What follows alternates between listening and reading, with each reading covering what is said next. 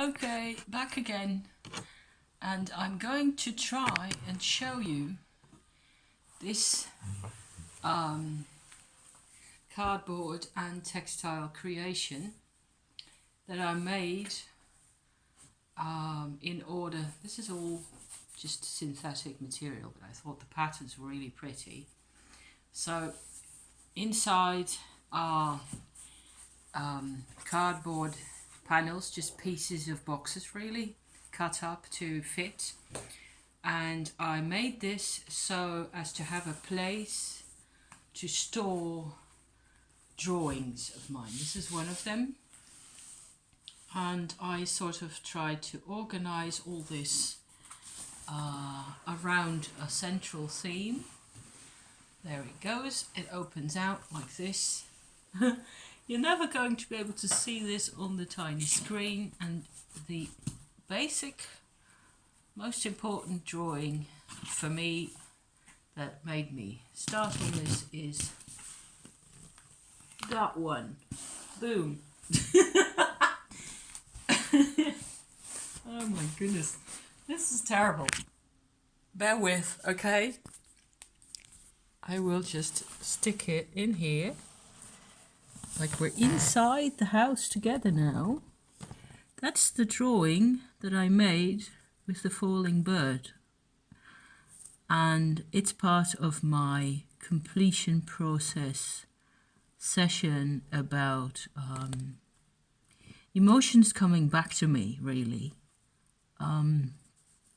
About that period in my life where I was in a foster house, and for the first time in my life, actually, I felt safe and secure, and I had no idea what to do with it. Okay, so the completion process, let me go into that for a bit. It involves, for the first time in my life, not running away from the actual emotions that are there. Teal Swan wrote a book about this. She went through this herself. She more or less invented the process and named it, and wrote a book about it called The Completion Process. And I think that's pretty extraordinary, because she allowed me to get into the way, the way you tend to just get out of unpleasant feelings and just not, you're just used to not dealing with them. See, there's another one right there, and that's a recent drawing, and those are a couple of old drawings, and that's a really old one right there. So I put old and new stuff together. I put all sorts of cardboard stuff in there, and there's the theme of the dark circles in a turquoise background that comes back again and again, and a couple more themes like the wheel and the key and all that. Teal Swan is really advising you, helping you to get back in touch with those feelings that have been buried and that have been left without any form of expression, the feelings that you had to deal with on your own and you didn't know how, right? So the idea is basically for the completion process to start takes a while, and that's one thing I'd really like to stress in this video, apart from all the images and the creative work that went into this. I want to stress that you have this barrier of resistance inside of you. Let me talk about myself. I had rather a big barrier of resistance against working with any of those emotions, right? I had no way of managing any of the emotions because I didn't have the strength, and it would just completely overwhelm me. Just like you saw in the drawing just now, that grey wave that comes over you and you're just completely powerless. I had to, what the completion process involves is you'd go towards the feeling and you just sit with it as long as it takes. And doing that, after a while, it sort of changes. It moderately, at first, it becomes slightly more manageable or slightly softer, slightly warmer. I had to do this. I mean, considering what I've told you about myself and about my story, I mean, I was never physically harmed. I was never violated myself other than in the ways I've described to you. I have been in a psychological mess, but I have been physically healthy all my life, really, almost all of my life. I mean, I've had a couple of bad flus and that kind of thing, but I've never broken a bone in my body. So to feel this deep a need for completion and still having such a hard time getting to the bottom of it, getting to the bottom of my own, desperation often. In some ways, maybe it has been harder or as hard as somebody who has been physically assaulted, because of course there were moments where I wasn't in physical control and I had no agency in the situation as a kid.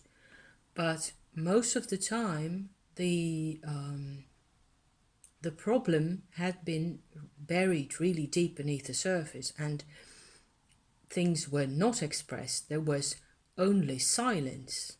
And that's, I think that's a common element for many of us, that we haven't really had the opportunity to point out to ourselves, look here, what the guy's doing or what the woman is doing, mother, sister, whoever it is, it's not right, okay? It doesn't make sense or whatever, because you cannot, because all you really get in the long run is silence.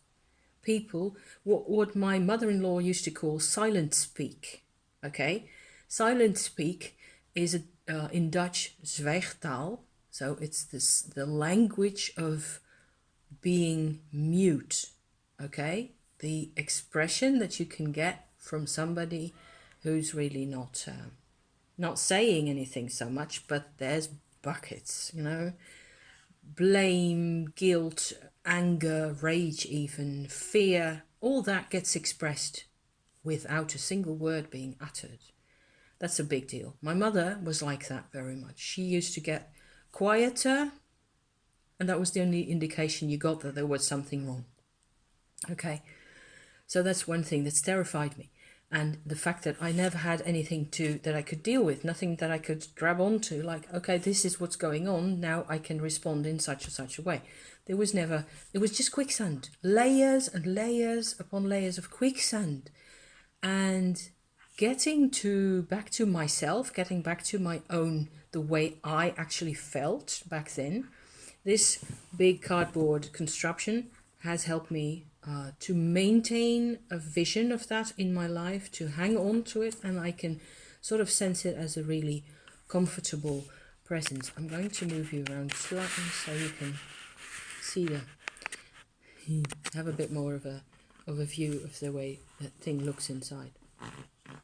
The completion process is a really beautiful, strange operation, really, because the closer you get to the way you actually felt, to the fear, to the pain, to the abandonment and all those issues, at some point it's like the energy shifts, and it's a subtle thing, but the energy that was locked away tightly in that problem loosens, and it I would tend to say it comes over to your side, because it feels, that part of you that's in there feels understood, it feels supported, sheer and simply by you, by yourself, by your own awareness, okay? You focusing your own awareness. Teal Swan goes on about this quite a lot,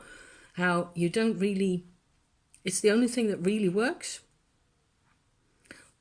and you just have to keep at it. You just have to, because the first couple of times you tend to sort of go in so far and then you sort of bounce back. It's like there's a rubbery field in there that you're trying to overcome, and it doesn't work that way. You just have to sit there, be patient, be enormously patient with yourself, and have the, I don't know, the courage and the hope, I suppose, to just feel your way forward gently and listen to what the other person inside you has to say, what they want. That's what Teals also goes on. She explains how that works in her book really well, so you can come into some sort of communication with your inner child or inner children, because there's several, and to me there certainly are several. The drawings I made in this book are from different periods of my life, and some are quite old, others are drawings I've remade that I used to have at some point or whatever. But there's, every couple of years or so, it's like I fossilized all over again.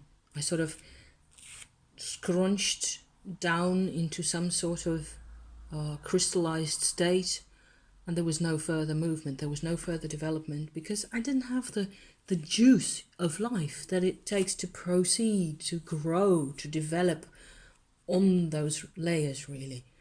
And I think my case is one of a number of cases where people are actually traumatized, and all I had really going for me was this sense of it's got to be better than this. I love life enormously, only more now. And my love of life has always made most sense to me. Of everything that's been going on, I always thought, how can you not love life? I mean, flowering plants, purring cats, friendly people, the sun shining, peace in the world at this moment right here. What's not to love? Okay? And I'm a part of it now.